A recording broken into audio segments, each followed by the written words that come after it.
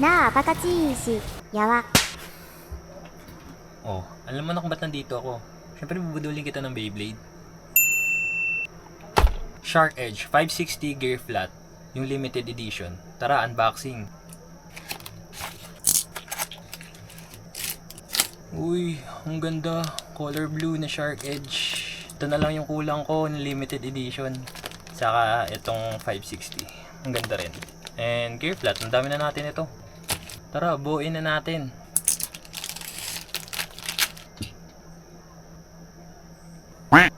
So, ito yung blade ng Shark Edge. Guys, ang ganda kung nakikita nyo lang.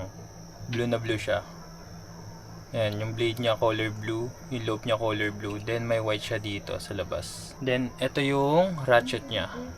White and blue. Kita ba? Ayun o, white and blue. Ang ganda rin. And, yung bit niya, medyo awkward lang kasi color red siya. Pero, ewan, hindi naman ito yung gagamitin na natin na bit eh. Tara, buuin na natin. Guys, ang ganda. Ano, kita nyo ba? Ganda! Color blue. Ito na lang yung kulang natin sa collection natin. Tara, montage.